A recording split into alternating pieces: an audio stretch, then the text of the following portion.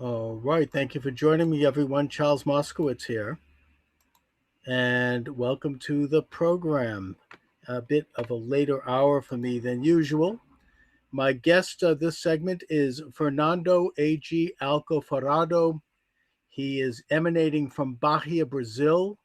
He's a respected intellectual and author in Brazil. He has a PhD in territorial planning and regional development from the University of Barcelona in Spain, and a long list of other degrees.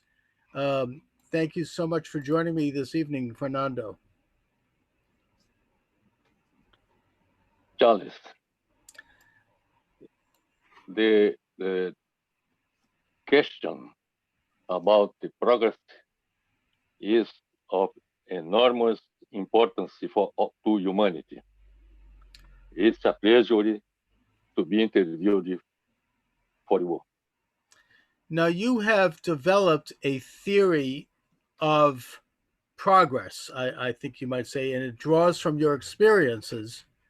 And you have a very good essay up on the academia.edu website where I heard of you that talks about technology and it's addressing the coronavirus pandemic. So before we get into your overall theory of world technology, I want to focus on that, if you don't mind.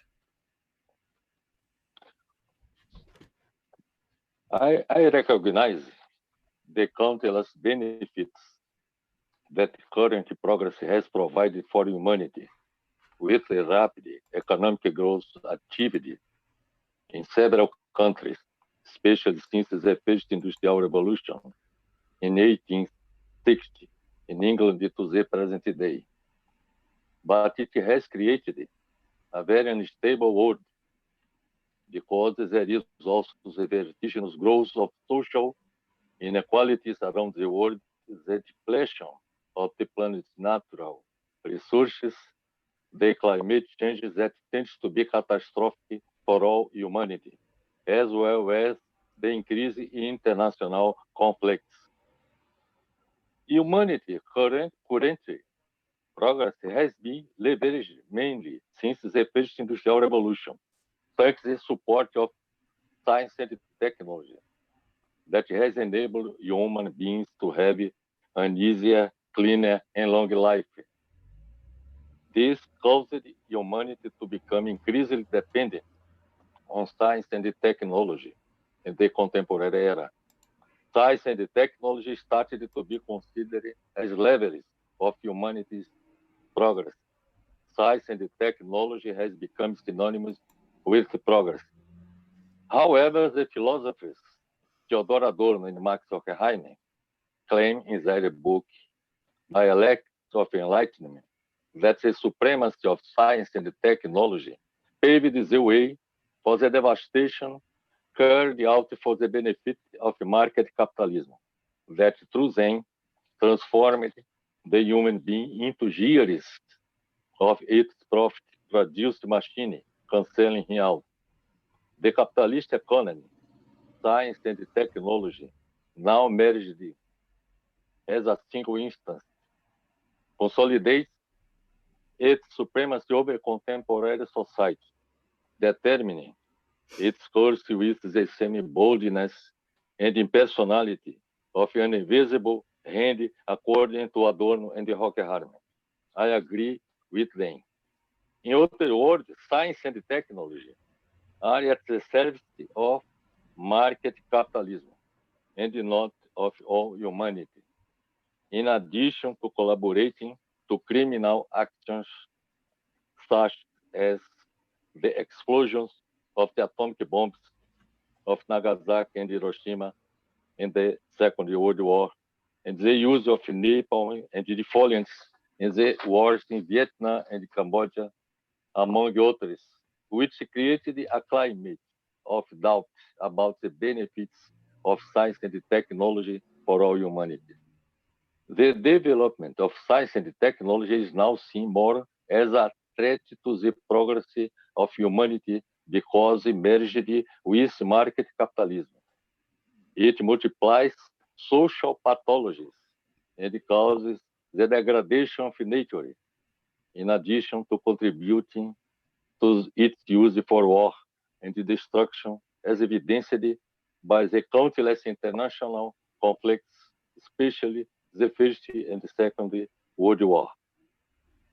How to transform the current deplorable progress into a new progress in which science and technology would be used for the benefit of all humanity.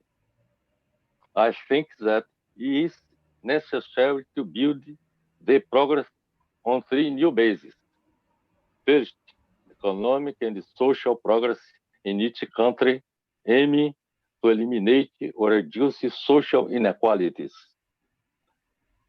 Second, progress in international relations aimed at eliminating chaos in the world economy, ensuring world peace, and order the planet's environment. And three, environmental progress in each country and globally based on sustainable development. This is my opinion about the solution for the progress in the world.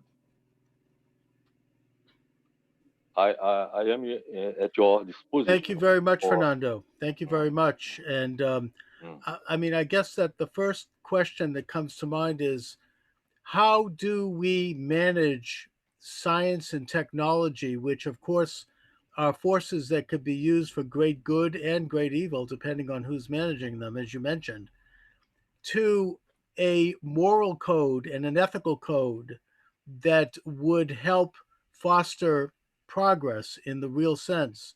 I mean, what would that moral and ethical code be that would harness the powers of science and technology in all of these respective societies and nations in a way that would help uplift their populations and reduce suffering in the world and war and poverty and other things, which I don't think we can ever completely eliminate because it's not a perfect world, but we certainly can point in a direction that would reduce these things and that would improve life in nations. I think that the solution concerning the political actions related to institutional levels. I define that the progress, new progress, in which science and technology would be used for the benefit of all humanity. First, is necessary to develop economic and social progress in each country, aiming to eliminate or reduce the social inequalities. I think that we had like solution the model of social democracy implemented in the Scandinavian countries. Okay. And I Uh, mean, what about the Scandinavian countries that would you see as means by which they've created an equitable society? I think that I mean I think that the United States is the example because the United States, we our institutions, our property are private, and as such, they compete and they create because they have an interest in doing so, and the government regulates in a way that protects one from the other and other things, but for the most part, we're free. I mean, our technologies grow. That's why we invented things like the internet and these other things. That's why the United States is so productive because we have the freedom to do it. We have the capital to do it because we leave everything in the hands of the creators of capital, the freedom-oriented society. yes, when I define it, the Scandinavian countries as a model to be considered, I define Scandinavian countries because our countries considered by the United Nations to be the countries of greatest economic and social progress worldwide, whose people are the happiest on the planet according to the United Nations World Happiness Report. The Scandinavian model of social democracy can be described as a middle ground between capitalism and socialism. It's not entirely capitalist, nor is it totally socialist, but the attempt of being to merge the most desirable elements of both systems into a hybrid system. In the Scandinavian countries, they have a social state,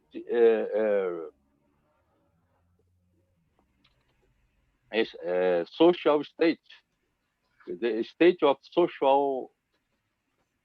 Right. They're socialistic. I mean, I get what you mean. It's a mix between capitalism and socialism, which of course was how Mussolini's Italy was described as well. I want to ask you a question about Brazil, if you don't mind, because I think that there's an example of where capitalism possibly could run amok in a way that could adversely affect not just Brazil but the entire world.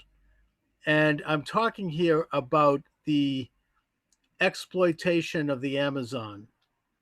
It seems to me that the Amazon is the great natural lung of the world. It has everything in it. It has huge natural resources. And I'm concerned as an American over things that I'm reading about, which show that farmers and business people are encroaching every year on the Amazon and destroying it. And that could not only affect, that could affect the world.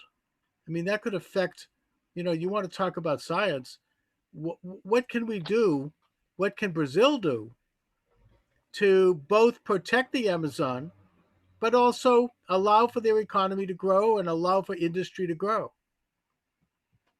I think that concerning to Amazon, the question is more political than scientific and technological.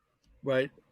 We have in Brazil, about Brazil, what I have to say is that it's a country that has had a poor economic and social performance since 1990, when it adopted the neoliberal economic model. With the pandemic of the new coronavirus, the situation worsened even more. In the 2018 election, Bolsonaro was elected president, who has a new fascist government proposal that takes advantage of the worsening economic and social situation in the country to try to implant a dictatorship in Brazil. I do not believe that he succeeds because he is rejected by the majority of the population, Brazilian population, and encounters resistance in the National Congress and the Supreme Court of Justice. But the problem of Amazon in Brazil is political, more political than scientific and technological. Okay. Then to solve the question of Amazon in Brazil, it's necessary to change the government. I think that that possibility would be made by impeachment of Bolsonaro, by the responsibility crimes that he is committing, including Amazon. Interesting. I mean, I don't claim to know a lot about Bolsonaro. I've heard him compared to President Trump. I think that I've heard people from Brazil say that they love him. I mean, that he's coming in to clean up the corruption that's existed in Brazil under the socialists, many of whom are in prison right now, and that he's, it's like he's shaking up this kind of corrupt establishment in Brasilia. That whether you like his politics or not, it's a good balance. I mean, in the United States, we've always had a shift between parties because one party, when they're in too long, they get corrupt, and then the new party comes in and they sweep them out, and then they get corrupt, and then you have another one. So I mean, I think that probably it's a good idea for Brazil to share and to balance the power, because it's not good, and it's been shown historically for any one particular party or ideology to be in power for too long, because as Lord Acton of Britain said, power corrupts, and absolute power corrupts absolutely. Yes, in Brazil, the corruption problem is exists for centuries, since the presence of Portuguese Portugal in Brazil during the colonial period. But in the last during the last 30 years, Brazil presented several problems of corruption, including during the government of Partido dos Trabalhadores. And Bolsonaro wins the election, combating the corruption of the government of PT. Then the corruption continued during Bolsonaro government, because he is governing through attacking deputies of the National Congress to offering advantages to deputies to approve their projects that are projects that are contrary of the interest of the population. Well, I mean, again, I don't claim to know a lot about Brazilian politics, but I know that the American model, as imperfect as it is, and as at times corrupt as it is, because that's human nature, we tend to grow because we have independent institutions and because we have a separation of powers. You know, you've got a separate judiciary, a separate Congress, a separate president. The states are separate from the federal government, and they have their powers, and then they separate powers. And the people, because of that brilliant system, the people are able to retain sovereign power under God. I mean, it's not, we don't look to the government to give us rights. Rights are natural, and that we create governments to protect those rights. So it's a very unique system. And I don't know if it would work for a country like Sweden or Norway. Those are very wealthy countries, by the way. You know, they've got oil, they've got a very small population. They're very tiny countries. And maybe for them, a more authoritarian socialistic system is better. But when you have enormous countries like Brazil or like the United States, I just think that the best approach moving forward is a division of powers and a subsidiarity of powers to more local and regional authorities. I mean, that's what the Roman Catholic Church is all about, right? They subsidize power from the Pope down to the bishops, who are sovereign, and then the local parishes. And it works well. I mean, it's brilliant, actually. The question of I agree with you that the Scandinavian countries are very little compared with Brazil and the United States. But I think that the changes that could be developed in each country depends of the win, the will of the government and the population. Mm-hmm. I think that occurred in the Scandinavian countries was result of the actions and clear culture of the population. But what I wanted to consider is that in my opinion, the first action is to build the progress of economic and social in this country, aiming to eliminate or reduce social inequalities.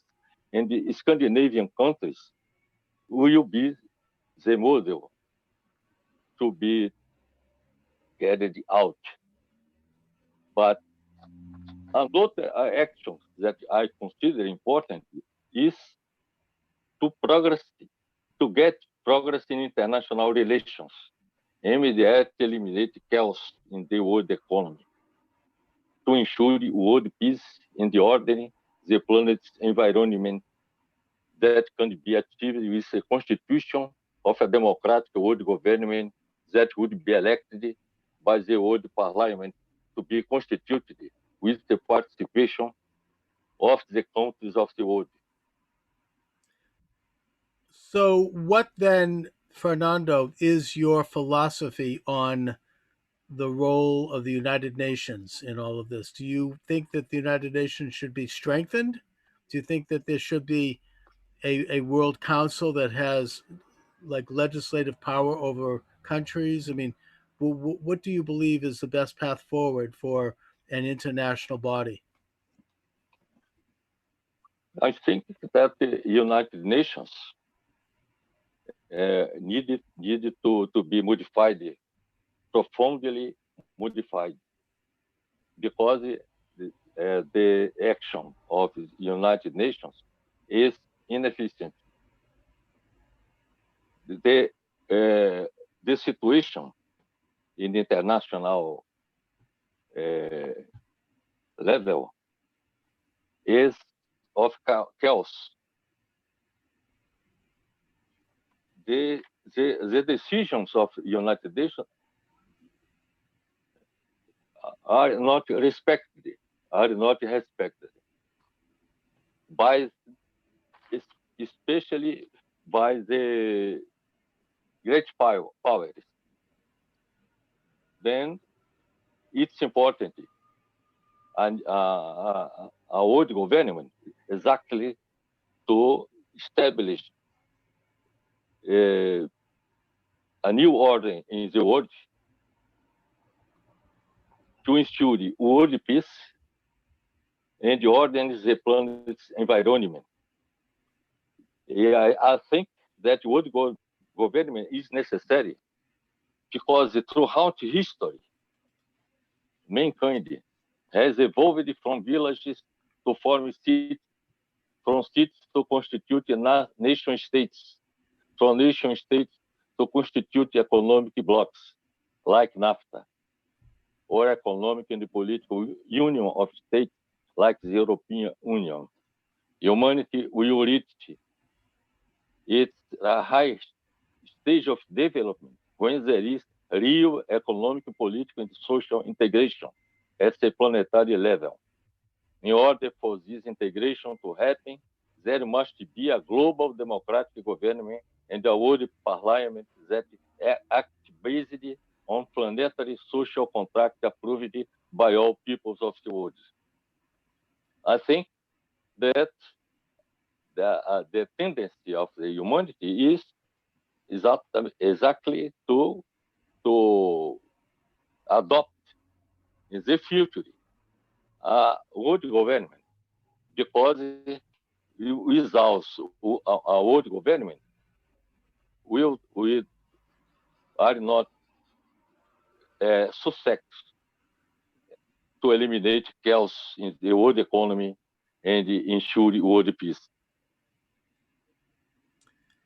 Well, I mean, I certainly respect your opinion. I mean, and it's one that it's been held by people over the generations. I mean, I personally disagree with that. I don't believe in world government at all. I believe in this in what the concert of nations. I think that nations need to retain their sovereignty. I think that the movement of sovereign nation states is a genuinely progressive and democratic idea. That where people can retain a higher level of control over their own destiny and their own life. I'm not against the idea of forming alliances and regional, kind of regional economic blocks, which ought to Yes. have escape clauses. Um, but the idea of having a one world government, that's scary to me. I mean, who's going to be in charge? What happens if they get corrupt? Where's there going to be a check and a balance? At least now, if you have a bad government come up, like let's say Nazi Germany or communist Russia, and they start to engage in crimes and aggression, then you have other independent countries that can set up a group and oppose them and stop them. But if you have a one world government, there's no way you can stop any kind of corruption because the government itself is going to become corrupt. History shows that. All governments do. And if you concentrate power in the hands of one government, one entity, then as for free people, we'll be finished. Uh, one aspect that I want to state is that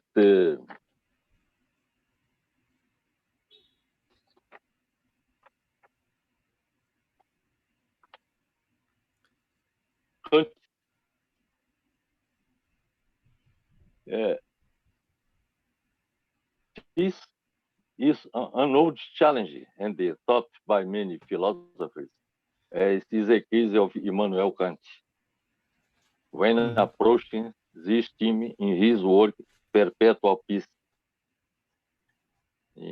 Kant released this booklet that had great success with the educated public on his time. It was a project aimed at establishing a perpetual peace among the European peoples and then spreading it throughout the world. Kant proposes in Perpetual Peace the foundations and principles necessary for a free federation of legally established states which would not adopt the form of a world government.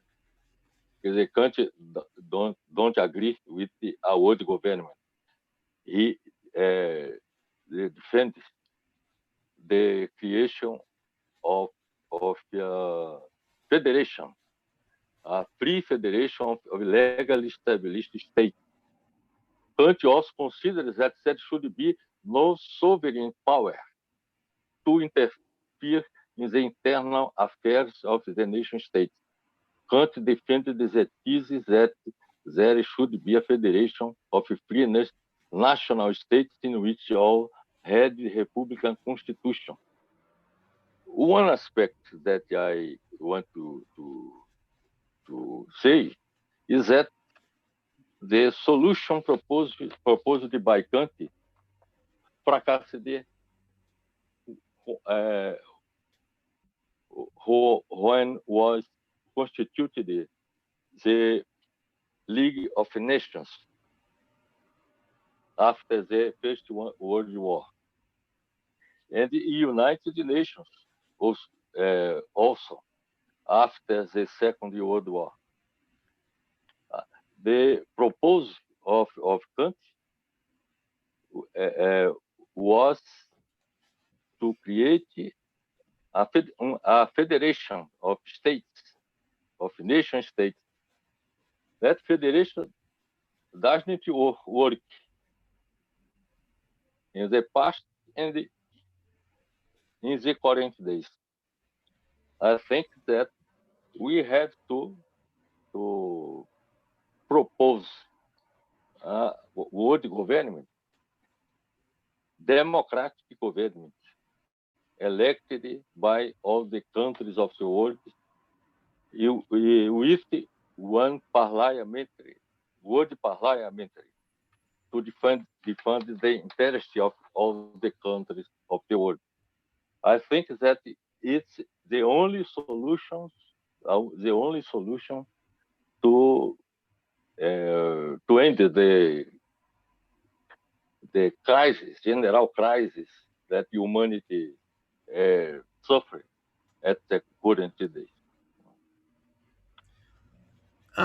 All right, Fernando. I mean, we're sort of reaching toward the end of the program, so I just want to make one more observation, and then I'd like you to have the final word here. Um, we started by talking a little bit about the coronavirus. I think that this is a good example of the fallacy and the danger of world government. And I say that because the virus started in communist China in the later part of last year.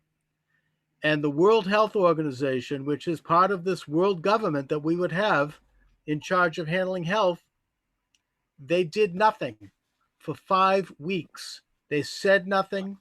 And when they finally came out and said something in mid to late January of this year, they changed their mind and they said, well, this was not, at first they said it was not contagious between people. Then they finally came out and admitted that it was 5 weeks after the virus had been detected in China. And during that time, people who had that contagious disease had traveled all over the world and contaminated the world. Now, I would argue that if you had had strong sovereign nations taking care of the interests of their own people, as President Trump, by the way, tried to do in January, you would have had an end to people coming in from the location of the virus, which happened to be China at that time. And you would have demanded that China contain the virus instead of spreading it.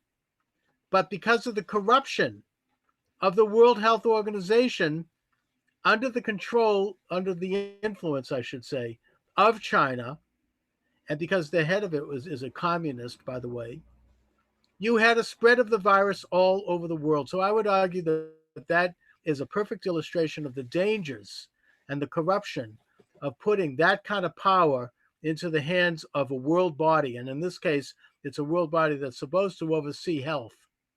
But Fernando, I want to thank you for joining me. It's a very interesting conversation. Please, sir, I want to give you the platform to make your case at the end. Okay, thank you. You're welcome.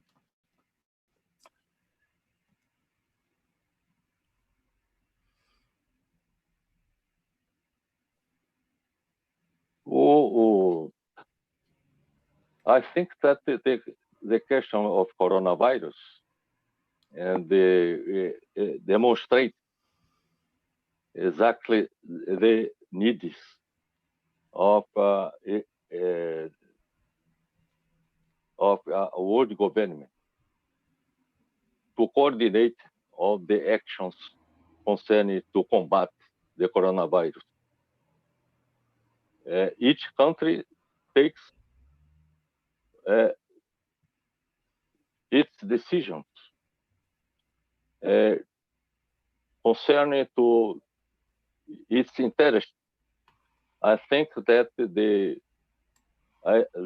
existence of a world government will be necessary to act to solve several questions important to humanity.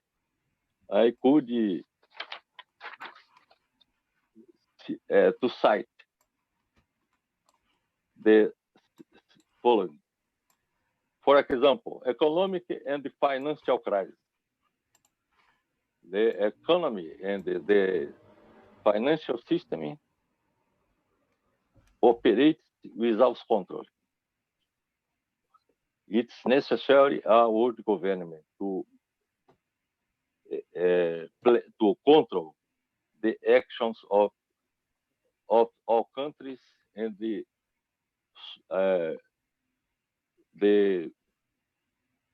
financial systems. Secondly, we could cascade wars to mediating the conflicts. The solution of the conflicts is solved with the intervention of the great powers. I think that a world government would be more important to encounter a solution, a real solution. Another problem, deadly pandemic, the question of the coronavirus. It's important a world government exactly to coordinate all the actions around the world exactly to combat the pandemic. Extreme climate changes. The question of climate change that would be catastrophic if the decisions of Paris Agreement will not be adopted by the countries. Organized crime. Organized crime is multinational. It's important existence of one world government to combat the crime, coordinating all the actions of all countries against the crime. Another important actions would be threats from space, asteroids, whose global actions to neutralize them are impossible to be carried out by national states alone and by current international institutions. And it's important. Economy and the environment are important areas that is important the action of world government. I think that is important. Without world government, the future of humanity will be threatened. Well, okay. Listen, Fernando, thank you very much. It's a pleasure finally getting to meet you, even if it's by Zoom. Let's stay in touch. We could do some more broadcasting in the future, certainly. And Fernando A G Alcoforado from Bahia, Brazil. I want to thank you very much for joining me this evening. It was a pleasure to talk with you, Charles. Thank you very Excuse me, much. by my English, It's okay. my last words are of thanks for the honor that Thank you, you sir. grant me to interview myself. Thank you both. very much. Good night. All right. Good night, sir. Thank you. Good night.